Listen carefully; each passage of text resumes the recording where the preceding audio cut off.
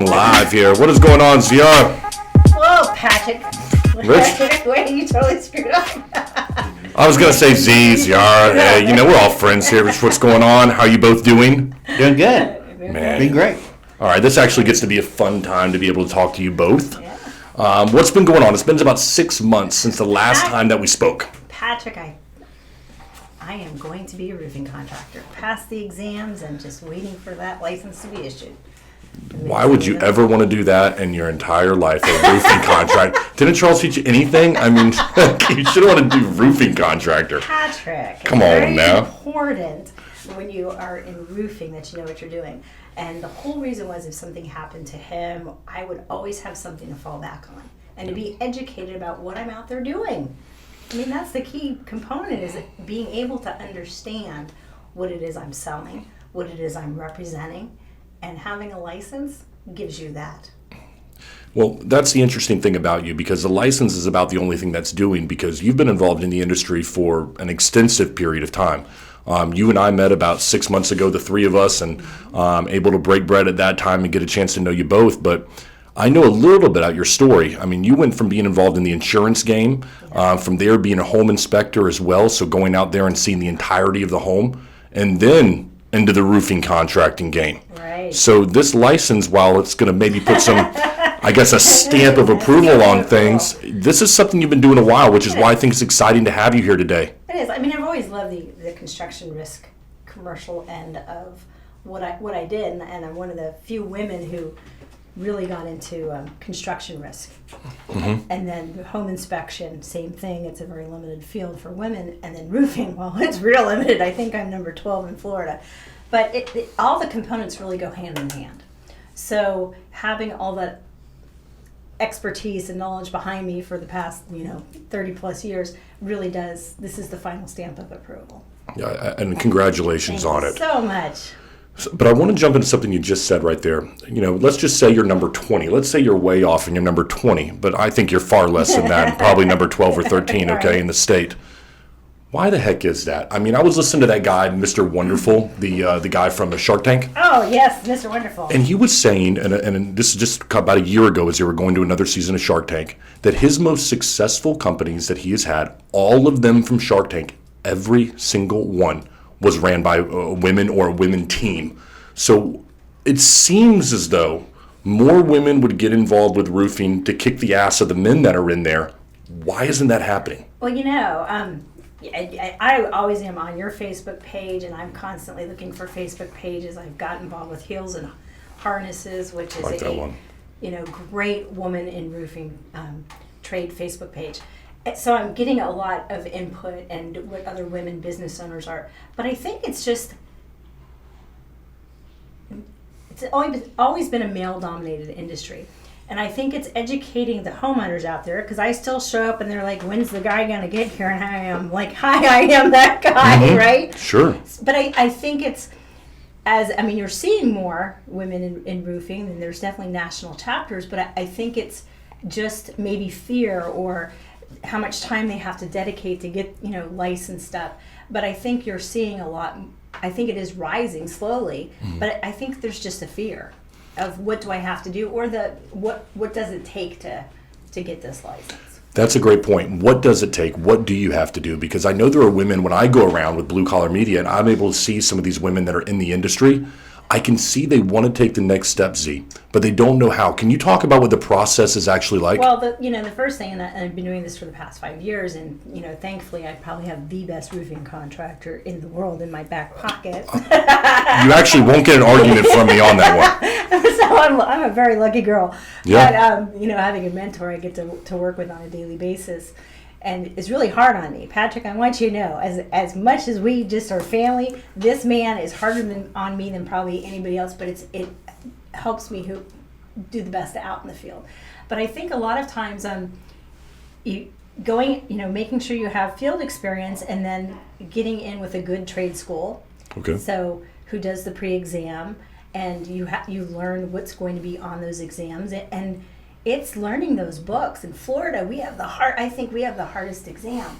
And it may take you a year and a half. It took me a year and a half, constant 7 hours a day, 7 days a week, taking weekend classes, math tutoring.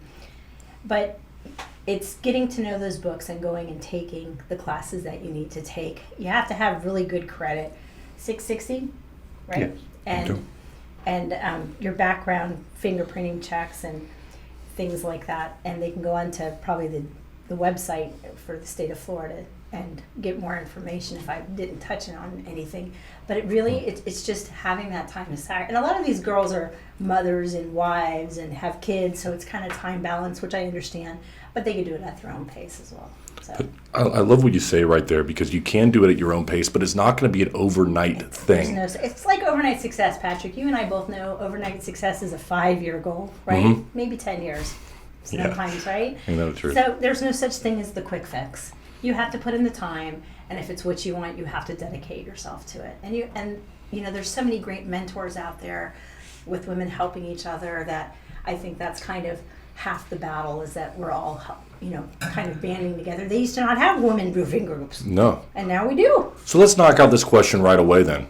You going to start mentoring some people around here? Yes, absolutely. Are you currently doing it right now? Because I'm going to tell you what, I'm going to put this clip out there, and Well, I promise you somebody needs your help. I'm on heels and harnesses, and I do get a lot of gals who will PM, is that the right term? PM me through Facebook? Private message me through Facebook. DM you through Instagram. Sorry, I'm so new to all that stuff. But, you know, I try to always be really helpful, and I'll be, you know, getting some type of convention together this year with probably, hopefully, Brad, the master closer, will be helping us put something on. So let's talk about that then, Z. I'm thinking that in the next year, you're going to have women that want to get involved with what you're doing, not just from a roofing standpoint, but from a leadership standpoint. Is that something you see in your future? Absolutely. All right. Absolutely. Because what I could see you doing is like a morning talk with women in the industry, where you get on the line with them and you talk about some of the issues that are facing, whether it be just in general within roofing, contracting, because you know all sides of it.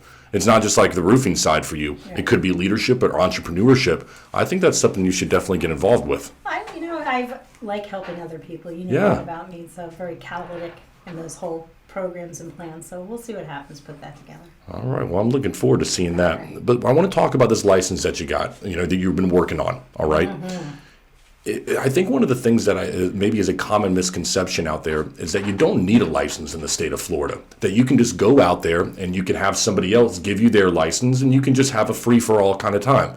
Is it important to have your own license in this state? I believe it is if you're going to be a roofing contractor. But I'm going to let Charles touch on, because he's been a qualifier and a contractor for over 20-something years, 23, 24, somewhere around there. Well, whatever 99 was when I got my license. But I'm going to let him touch on that. But yeah, if you're going to roof in Florida, if you live in Florida, you're going to roof, get your own license. Get away from the qualifier. But what happens is mostly guys can't get their own license. Either they can't pass the test, they don't want to pass the test, so they look for a qualifier to come in and do the company. So you go through that application process with the state, because both parties have to qualify. But the contractor with the license is always on the hook. You can make the person the FRO, the financial responsible officer, but everything still slides back to the contractor. So if he goes out there and does $100,000 damage and skips town, guess who they're coming for? Yeah. They're coming for the license. And they will suspend your license until that money's paid back. Well, I think as well, one of the things you just touched on and is not thought about enough is going to be, if you're a homeowner looking at a contractor, I think it's important that you are working with the person who holds that license. Absolutely. Because they are the one at the end of the day who is ultimately responsible for what happens on your home, which is why, congratulations again to you, Z, because now when you're out there, Charles, I know you've been doing it for years, when somebody asks you the question, it's me. The buck stops here. And if you have somebody that's qualifying another individual, I'm not saying that person does a bad job, but the buck doesn't actually stop with them. It's somebody that's qualifying them behind them. Would that be right? That would be the truth. And I've experienced personally when something goes wrong, they want the license holder in front of them. They don't want anybody else at that point. Once they get upset, they want the license holder. And I forgot to mention that when you qualify someone through the state, you get, they have to carry a $100,000 bond. So anything after $100,000, I mean, it's going to come out of your pocket. Yeah. I mean, the state is very powerful when it comes to your And in license. roofing, that can add up pretty I was going to say quick, $100,000. I mean, Right? yeah, that can go real quick. Yeah, that's nothing in roofing. Exactly. So, I think one of the things, Z, that I find very interesting about you is you have a passion not just for roofing in general or for doing a good job, which we can jump into the quality of work that you do, but I think there's a bigger picture for you. We talk about, the coaching and the ability to help women and reach their goals. I think that's a passion. But I think there's also something in you that wants to change the industry a little bit. Well, I think, Pat, and there's so many changes going on right now for the homeowners, as you know, and for how roofers are allowed to do business in general. So I think some things are going in a positive direction, but when we have these hurricanes, and the first thing on Facebook is, "Hey guys, where are they located?" We're the storm chasers. The problem is we have to educate homeowners about the contractors that they use. Getting a local contractor, getting somebody with history, understanding, they can look up somebody's license for complaints, but educating them that this is what we do all the time. We're not here just because a storm came in last night. Hurricane Elsa just blew a few shingles off and I'm driving in from Louisiana because I'm going to sell you a roof. So it's always back to educating and doing the right thing for the consumer, which is the homeowner. Mm-hmm. Education, not something that you think a lot of when people think of roofing contractors. I think, and I've been saying this right now for the last couple of months with, Senate Bill 76 here in the state of Florida, is that for a lot of years, I think that contractors have become lazy relying on insurance. Here, new roof, price your deductible. New roof for $500. You don't believe in that, though, Z. I don't. You have a real interesting philosophy that I've seen and I've heard you walk away from deals that just weren't right because the individual didn't need the new roof. Once again, and that's where I always credit Charles, is because he taught me that if they need a repair, they need a repair. They don't need a new roof. And make sure, and that's part of why I wanted my license. So I have that understanding, being out there in the field, everything I've learned from him, and walking away when it's not right. We're not out to be the biggest. We're just out to do what we know how to do, which is gauge our own moral compass on how we perform out in the field and keep our promises to our customers. And I'm not saying in my own experience in the past 5 years, I haven't made a teeny mistake. I have, Sure. But I own up to it immediately.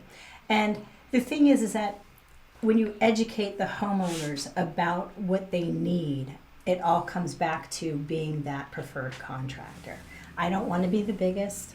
I just want to always do the right thing. I'm not there if somebody says, "Hey, if I do this, can you take, $1,500 down?" No, I can't. I have to stick to what I know. And I might not be the contractor for you because of that. So, see, one thing about you though is I have a feeling, hypothetically, let's just say you Hypothetically. take this license and you start to grow a company, okay?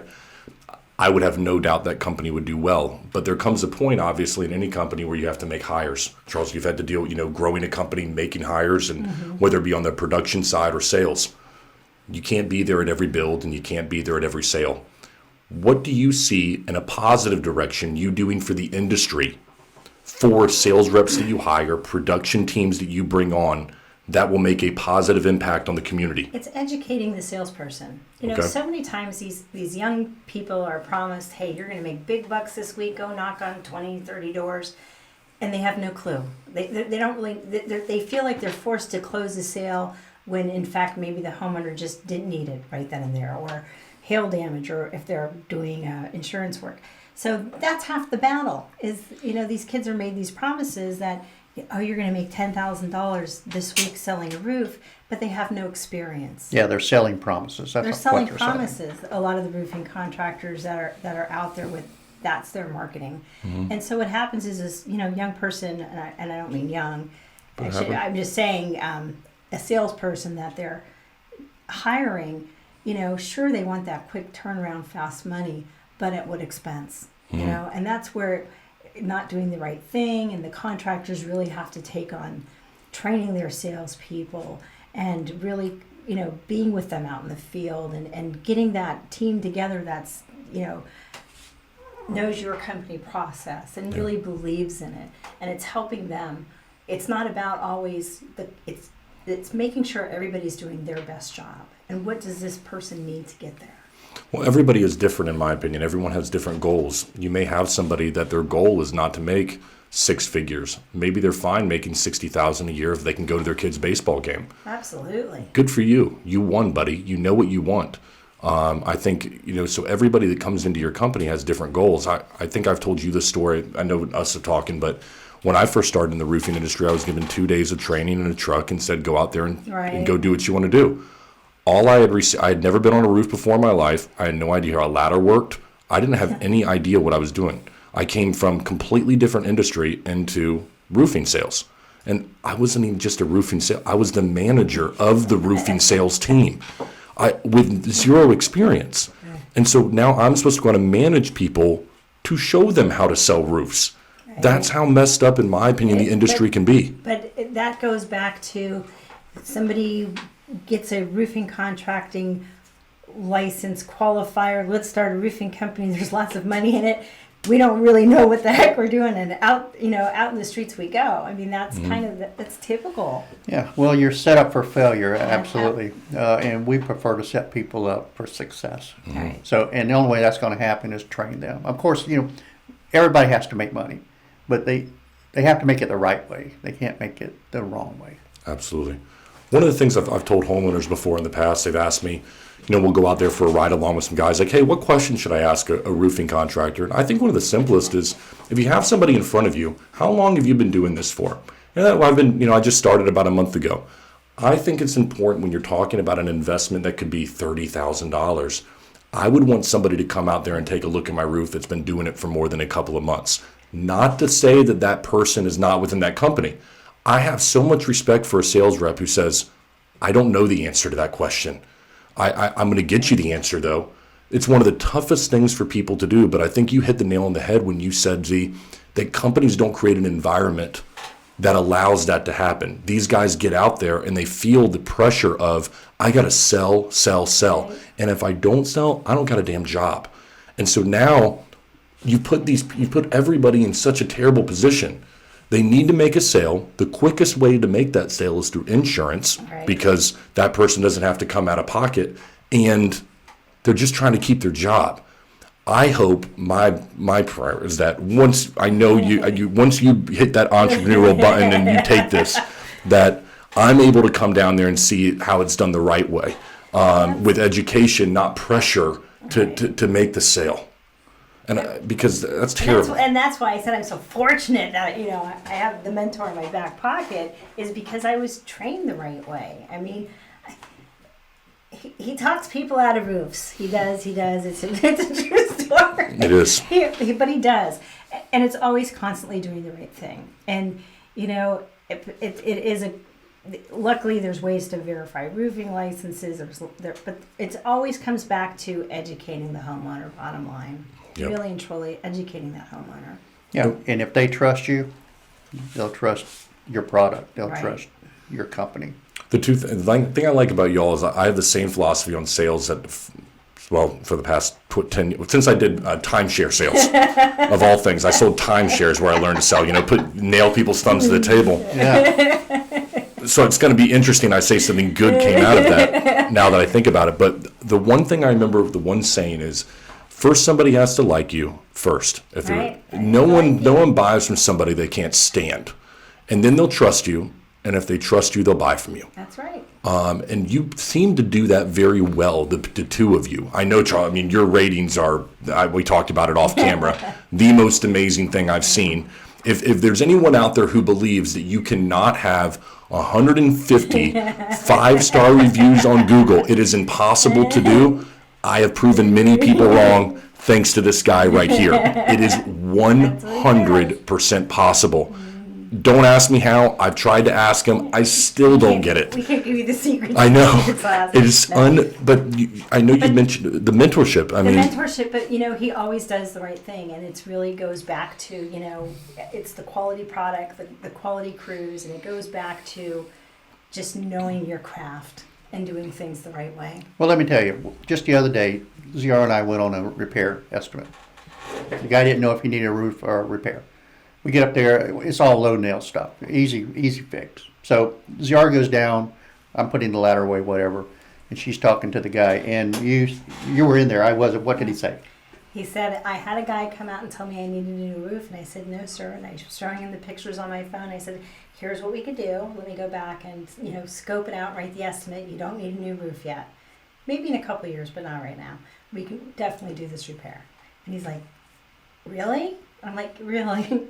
And that was it. Mm-hmm. And so, but that's what we do. We Yeah, go but he out- said, you're not gonna try to sell me a new No, roof? he said, you're not going to try to sell me a new roof. And I said, sir, I'm not going to try to sell you a new roof. You just need a repair. And I'll get that to you by tomorrow afternoon. I think one of the things, I call it delayed gratification, which is right then you don't get the sale. But I promise you, in We 3 get it. years, you get that sale and there won't be anybody else that they think about. We get people that, call us I get phone calls, people 3 years ago, and they're like, oh, really? Now you're doing this, Yara? And they're so excited to help me become successful, and I share in the story, and absolutely, it's like my phone's been ringing off the hook, Patrick. I feel very blessed. Well, and that's a testament to you. It is. People who talk to you walk away from the conversation feeling better about themselves. I assure you of that. And just because you make them feel better, it's a feeling that you get from having a conversation with you, Z. Well, thank you. It truly is. But if you do a good job and the homeowner likes you, they'll recommend you 2 or 3 friends. I mean, they like you. But if you go in there and do a bad job, they'll tell everybody they know. 10, 100, who Yeah. knows? So you never know who you're dealing with anyway when you're Right, talking to always people. do the right thing. Yeah. Absolutely. So let me ask you a question, because you have such a great reputation in the industry, and I don't say that just off the cuff. We actually have some people that we know mutually. All right, and they say great things about you.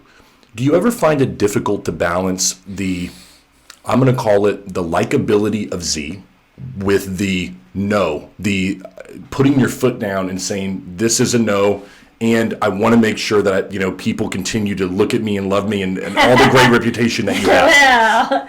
Well, if ever I have a doubt about anything, and that's when I drag Charles and say, hey, help me with this, and please take a look at these things. I don't want to always be the favorite, Patrick. I just want to always do the best.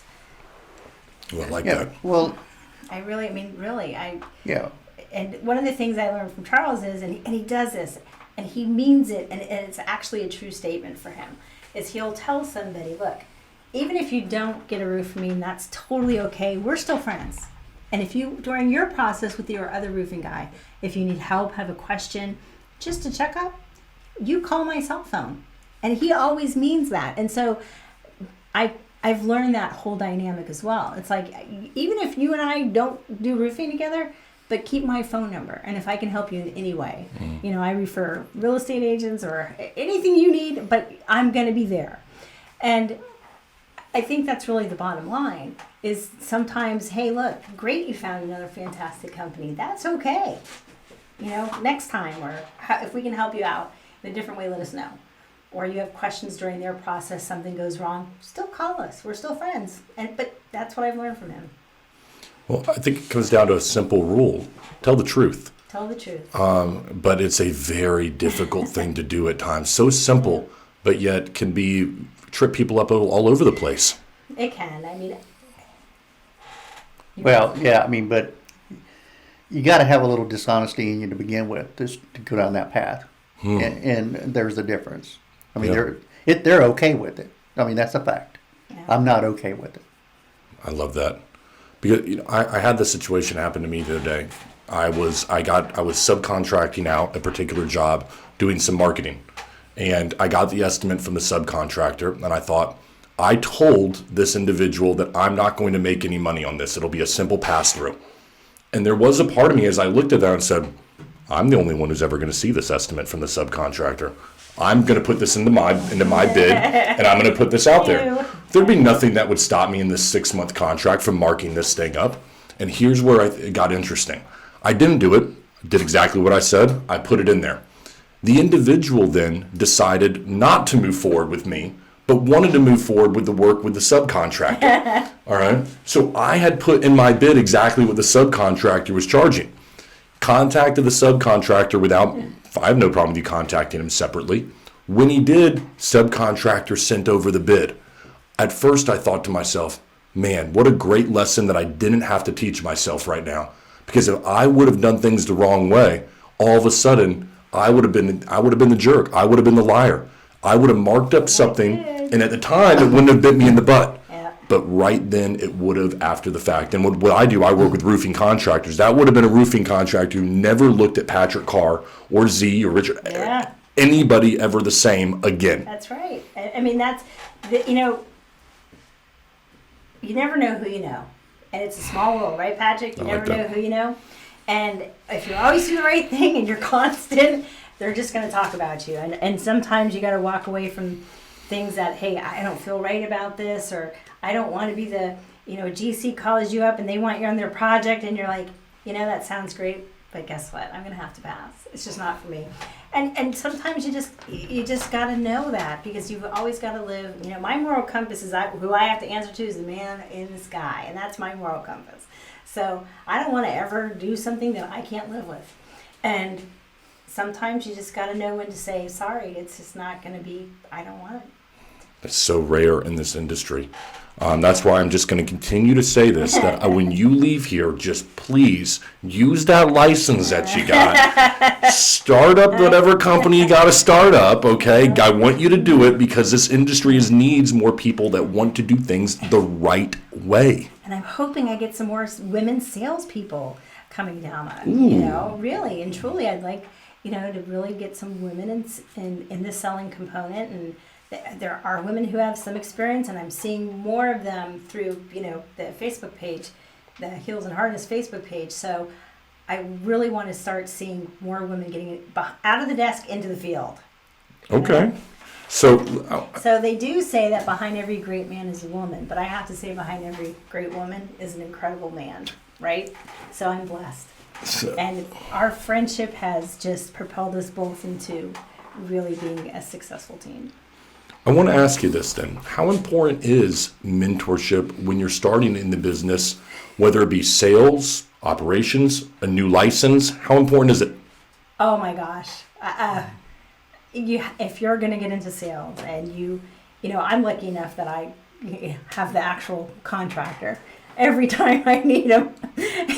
And thankfully strong enough to carry the ladders. That's a big thing, He's y'all. the best ladder setup guy. Oh, yeah. I own it. And I've climbed some of the tallest ladders with this man, and I'm praying up, going up and praying, coming down. I'm like, hey, because I feel safe, Patrick. I mean, Sure. I know, he's not going to let anything happen to me, and vice versa. But it's so funny that, I'm lucky to have that mentorship, because when I have questions immediately, or he'll get me to start thinking and, be like, well, what would you think? And that's kind of, you should have that. If you're in sales and if you don't have a good contractor mentor who's guiding you into the right path, then partner up with somebody, because it makes a huge difference. Yeah, you can hand feed them all the information, but after a while, you got to pull back and see how much they gobbled up and see what they're learning.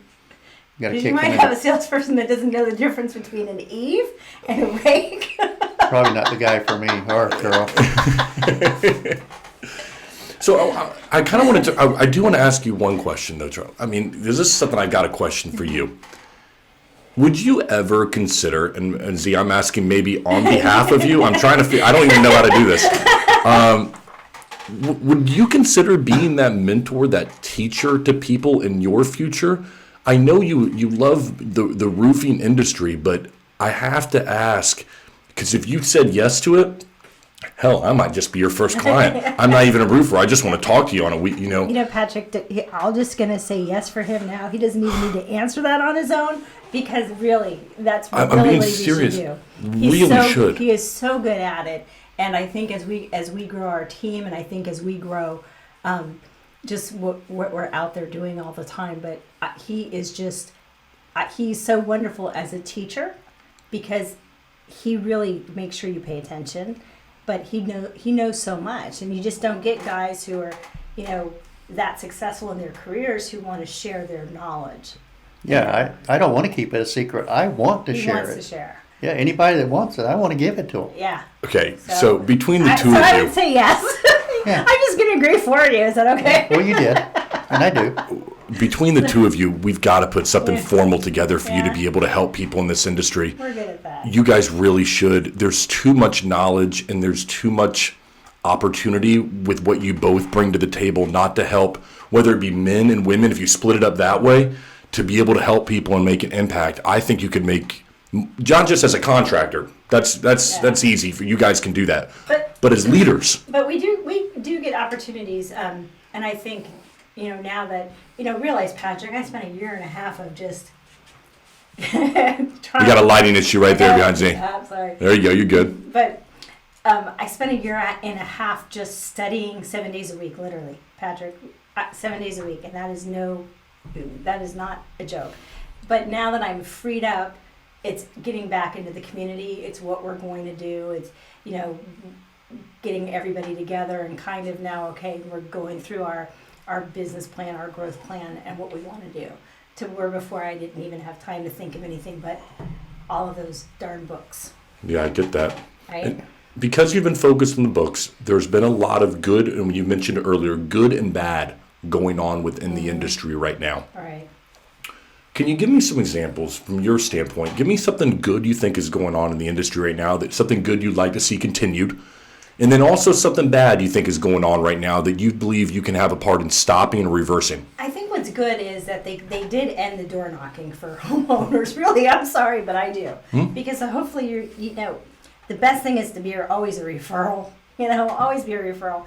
But I think that's stopping how people go out into HOAs, door knocking, and saying, hey, you know what, you might have, consumers are savvy, educated people most of the time, and if they want a free estimate, I think most of the roofing contractors do that, but I think this door knocking practice of, hey, there's a storm, and we're out here, and we're, going to get your insurance paid, I'm glad to see that's going to end. Okay. And believe me, I was an insurance agent 30 years ago in personal lines, and that's how we had to start our own businesses, is through door knocking. But there comes a point when it's too much on the consumer because of the fraud and things that have happened. And that gets passed, what the consumer has to understand is it gets passed down to them. The good that's going on, I think, is that you're getting more people who are educated. You're seeing people really out there learning their trades. I think that, you're seeing that they're doing sting operations for non-licensed, contractors in many trades. You're seeing that fear put in, like, if you come into my state of Florida and you don't have a license of insurance or workers' comp, you need to go out, and we're going to arrest you. And I think those are great things. Because That's interesting. Oh, yeah. You don't hear that from any roofing contractors, that would be a good thing. Most people want less regulation, not more. Hey, It's look, interesting. I worked hard for that license. He worked hard for that license. That is that license, Patrick, is no easy task. I can assure you. So I want, if you're going to compete with me and you don't have a license and I do, and I don't care that you've been swinging a hammer for 20 years and I have not. I've been doing it for 5, but you've been doing it for 20 years? I took that step to get that license so I could be the professional in my state. Yeah. So, I see that that's really a great thing. Yeah, I mean, somebody picks up a bundle of shingles, they say they're a roofer. They already have all the knowledge they need. Yep. Because I helped one summer do a roof. Yeah, you're not. I get that. The only thing it's interesting. We talk about the law down here in Florida. The new laws have changed here July the 1st. I've had a lot of back and forth. I know you follow my Facebook fighting against it. And, I think there's some good and bad with that law. I think that regulating some of the things, reeling in some of the things that roofing contractors were saying out there, not necessarily a terrible thing. Yeah. The one issue that I tend to have with it is when you start telling a person what they can and cannot say to another person, from simply just from what a person and a person can say to one another. Now, that to me has been the only slippery slope that I have found within the bill that was passed. I don't like the regulation in general of telling another person what you can put on a piece of paper of a business that you own, or telling a person what they can and can't say in a conversation with another individual. Well, Patrick, interesting. I just want to educate you just a little bit. Tell me. So if you're a contractor, your license has to be on every single thing that you send out to a client, your business card, right? Yep. And why is that? Why do they make that law? Because they want to know that you're a licensed contractor in that state. Bingo. Exactly. So that's a good thing, right? It is. That's a good thing. So the bad I understand your point, but sometimes laws are laws for good reasons. And I understand that. Okay? So, telling somebody what they can and how they can't advertise, okay, there's things, but really it comes down to the consumer protection. All right. So Now, you're gonna you know me. I am. we're gonna agree to disagree. We're going to, and that's fine. And that's but, cool, And I like that. I like Right. that because I have to have my point of view and you have to have Right. yours. And I think that's what makes this good, is because good contractors like you get into the game to push people like on my end, okay? Where I'm more of a, hey, listen, everyone stay out of this, no regulation, let's do it. And I get where you're coming from because I look at it and I look at people like you, I look at people like your company, and I think to myself, okay, if everybody would just do it this way, none right. of this would be a problem. But see, and that's why everything gets convoluted with does. why we have to tell people how to act, behave, and what they can and cannot say. Bingo. It just is so frustrating. It is, but Patrick, it just takes a small group of people to ruin it for the rest of us, right?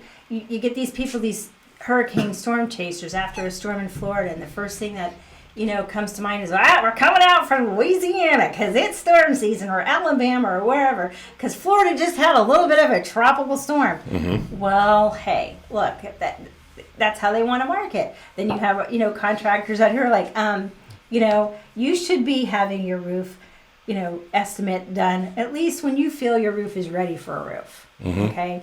Not before the storm or after the storm, but, owning a house, part of the plan is that you got a roof maintenance, right? So we'll help you get through that. But, when you look at storm chasers and you look at the contractors who come in and then all the insurance fraud and you look at all of those things, it ruins it for the consumer, the contractor. I mean, how many people think a roofing contractor, like you said, reputation of a roofing contractor is usually not good. I think this is an area where we as an industry could do a lot better, and that's why I'm happy to see someone like you take more of an active role. I'll give you an example of what I'm talking about. The insurance industry has done a great job of marketing themselves. Good hands with, Jake, your neighbor and all that stuff. That, hey, listen, we're always on your side. Right. And I would argue that even if you don't believe they're against the homeowner, they're just as evil or just as many bad players in the game as what contractors do, but they've marketed themselves better and they've put themselves in a position. As contractors, we could do a better job of saying education, training, bringing more women into the industry so it's not just such a male-dominated thing.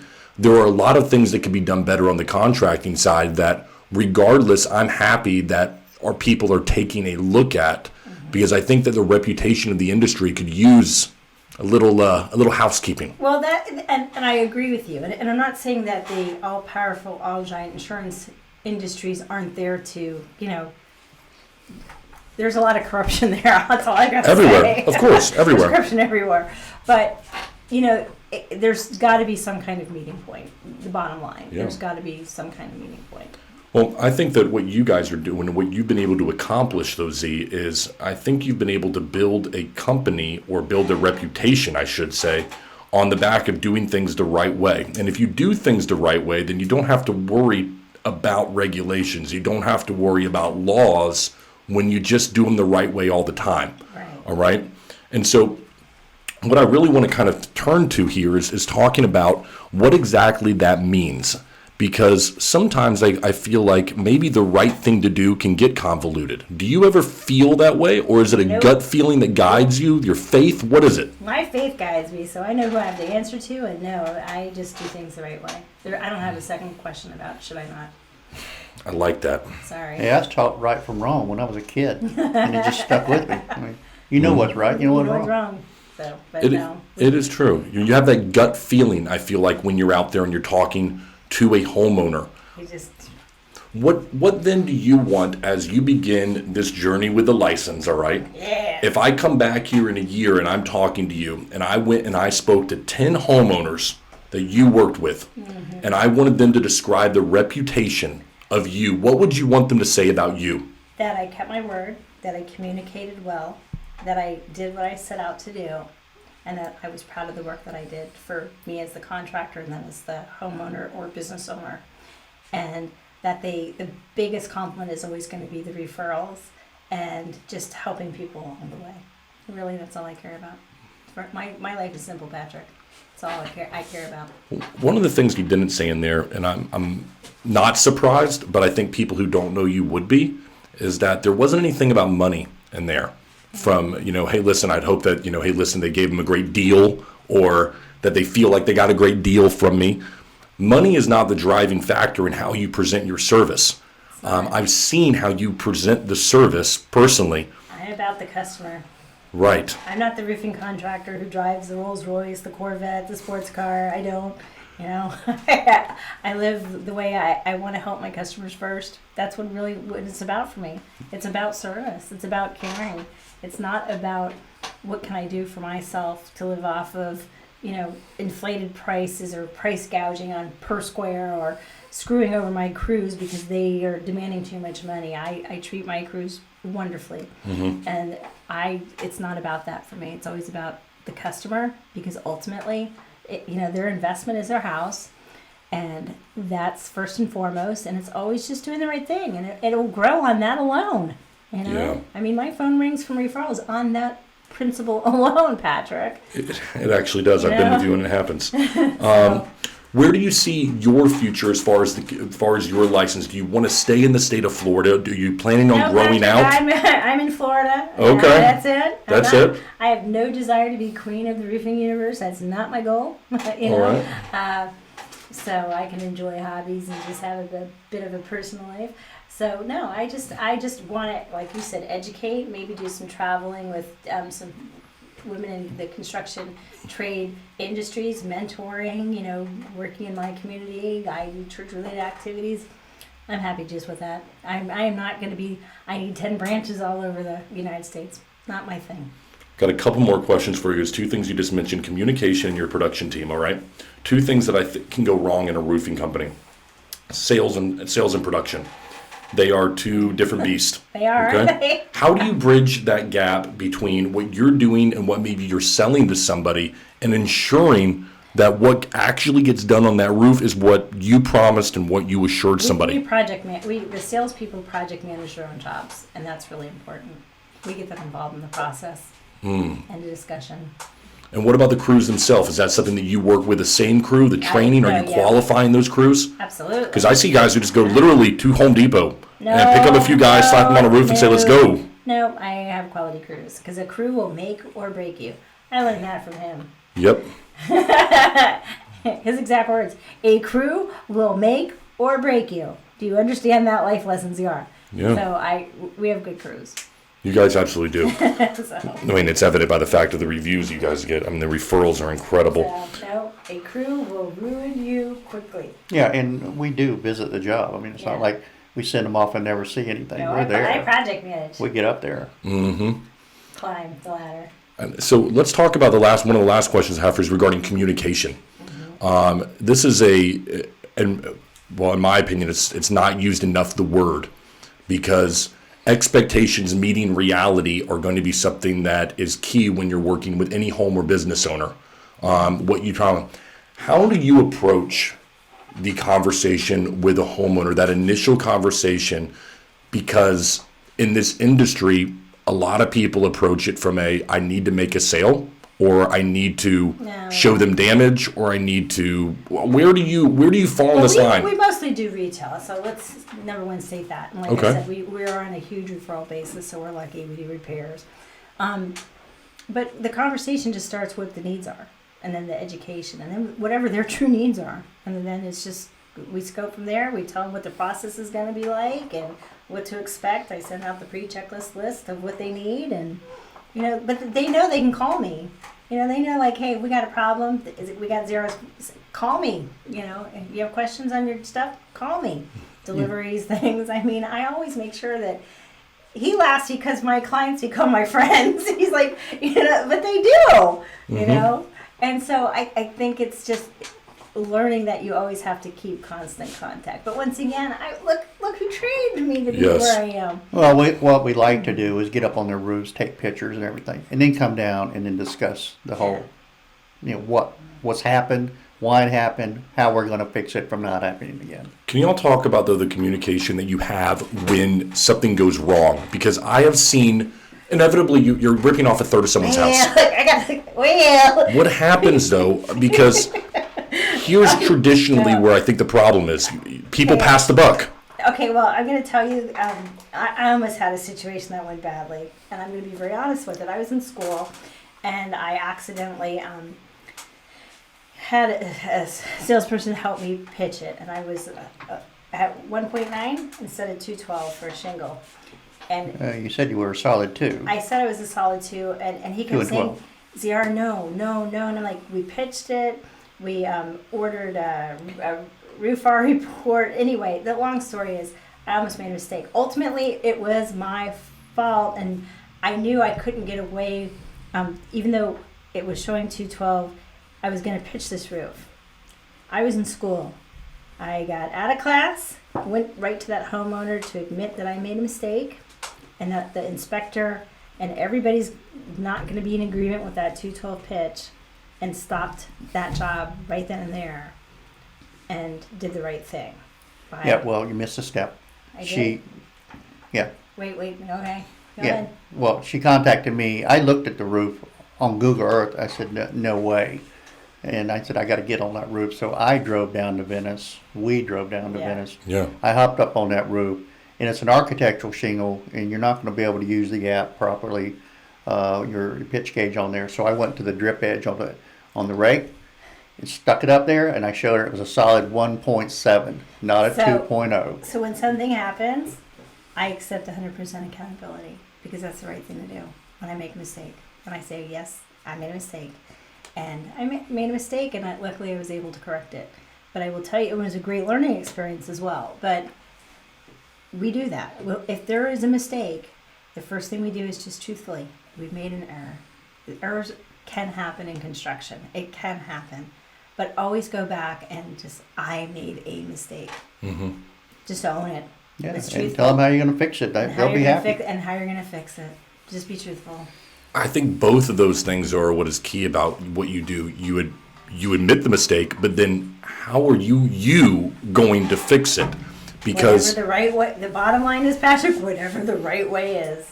I think that is just so key, because when I look at that, I think there are a lot of, how would I put it, sales reps that will go out there and say, yeah, you know what, I got this one wrong. But then they're hampered or handcuffed by their company. And I've seen this. In fact, when I was telling you about the story earlier about, the managing job I had with no experience. Right. There were sales reps underneath me that made mistakes. Not surprisingly, they had zero training coming from me. So they would come back and they go, listen, production's telling me I quoted this all wrong. And I'd say, sorry, that's on you, man. They had no power. I had no power to be able to fix the problem that we had at hand. You, on the other hand, the way you do it is you seem to take personal responsibility for it. I take personal, especially when it was my mistake, but I will help anybody get through those errors. Just like if I made a mistake and I brought it to his attention, he would say, okay, this is how it can be solved and this is what we need to do. So of course I'm going to pass that whole philosophy and training on, because it happens. It's not always the other person's fault. And it just, you got to do things the right way. Hey, just get it fixed and Just move get on. it fixed and move on. That's and the learn. best way to handle it. Yeah. Unfortunately, people don't want to eat a couple $100 on a job because Yeah, well, it's it you is. learn to do the right thing, and you know what? Sometimes you just gotta eat those things and you go on. Yeah, That's it. I mean, that's money well spent, because you do them right, they're going to remember that. Absolutely. They're going to tell their friends. Well, this Absolutely. guy, call him. So I have two final questions. I keep on saying that. I'm Okay. sorry, but Okay, this one I'm interested with for both of you. It's actually a question for each of you. And I just thought of this just right now because I want to know. If, let's just say, I have some contractors that could benefit from both your knowledge, okay, and you were to sit down. I'm going to start with you, Z. I'm going to put you on the spot. All right, I put somebody in front of you and I say, this person needs some help with their business, or they need some help with sales. They need help just growing themselves personally. They just need you. Where do you start that conversation with somebody, or what should somebody start within themselves to become better individual. Well, I mean, there's organizations like SCORE, which is a mentorship for business owners. That's free. SCORE's where they pair you with somebody else. Yeah. There's a lot of things in the industry out there, but really, it starts with number one, a person's desire to learn. It's basically. I like it. Desire to you, learn. You just have to have a desire to learn. Yeah. And ask questions, meet the right people, hang out with the people who are going to make you your best. Like, that's what I do. Mm-hmm. That's really what it is.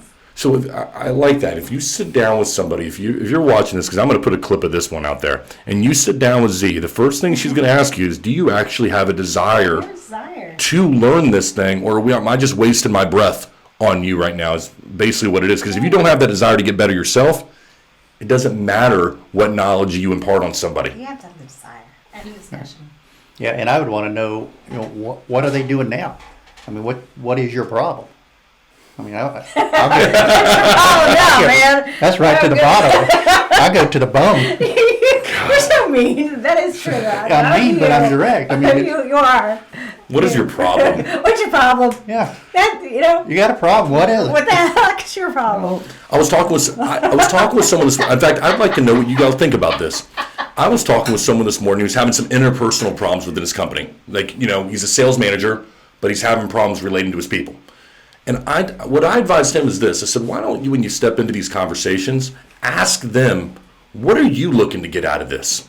Because I think sometimes we sit down with people and they're looking to get something different out of the conversation than what we are. They think, for instance, a homeowner may be there because, hey, listen, I just want you to look at this drip edge, right? That's all I want you to do. You're there to look at the entire roof and you're starting off on the wrong foot. Maybe it's good to figure out, what are we even doing here with one another? Yeah. Really. And they can tell you every single sales objective, take personality tests. It comes down to one thing. Love what you do. Be upfront with somebody about, hey, what do you need to, what do we need to accomplish here? What's the bottom line? Tell me what you need to do. How can I help you? How can I help to you? succeed? That's Just what to I would want to know. succeed. End of discussion. It's just that simple. God, I love when you get in your sales mode. You lean forward, and I feel like, all right, my bad. I'm sorry, Z.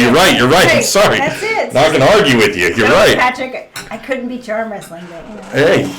So, but seriously, it's just that simple. and so what else do we need to know as we leave here and everything about you? What do you want people to leave knowing about Z, about your future? That I'm helpful, that I really want to see women excel in the roofing platform with some opportunities about getting other women together, mentoring, and just going forward in that and just continuing on to doing what I love to do. I hope you put something together at RoofCon coming up in Orlando, maybe a side, something you could promote to get women to meet. Well, the one great group I keep bringing up, and free press for you guys today, is the Heels and Harness. It's just the Heels and Harness on Facebook page. It's just a great group where they're so positive with each other. They really try to help each other in the field with questions and, hey, congratulations. And we are such a strong group of women who really and truly just, I can't even say enough about how great they are and the positive feedback with knowledge. So hopefully they'll grow and get some conventions in there. All right, and so over the next 6 months, we're going to see you grow I don't know what the next 6 months is going to be, but I'm interested to see what you're going to bring to the table. 54, but I do want to take this time to thank Charles for helping me with my not only career and personal growth, but when you have a mentor that you look up to, Patrick, the way I look up to him, and when he was, I'll tear up right now, but he was my first phone call out that door. And when I said I passed, and what that meant to me on a personal level, that somebody believed in me and just kept me going in times when I was like, I hated this, but knowing that how proud he'd be. Thanks, buddy, because he's my best friend. So I have to say that. You're welcome. And typical Charles fashion right there. In typical Charles fashion. There you go. My best bud. So. Charles, what's next for you in the industry to keep on doing what you're doing? You've been so successful in every aspect of it. My personal goal is I hope you start educating more individuals. What does it look like for you over the next 6 months, brother? Well, we're going to start a new company, and we'll be working on growing that. And certainly want to try to get it up to speed as quickly as we can. Well, because it'll be a woman-owned company. Yeah, it'll be a woman-owned this time. And I'll just be in the shadows. I might pay, but I'm not quite sure. Oh, you will. That right.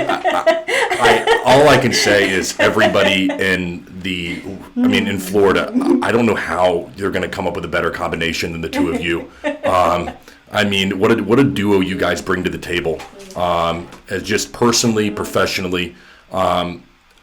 If there's a time when you open your doors to education of other people, let me know, because I will have people going to you, because the industry needs more of what you both are providing. It's not BS. It's truly special what you do. Anybody can call me anytime.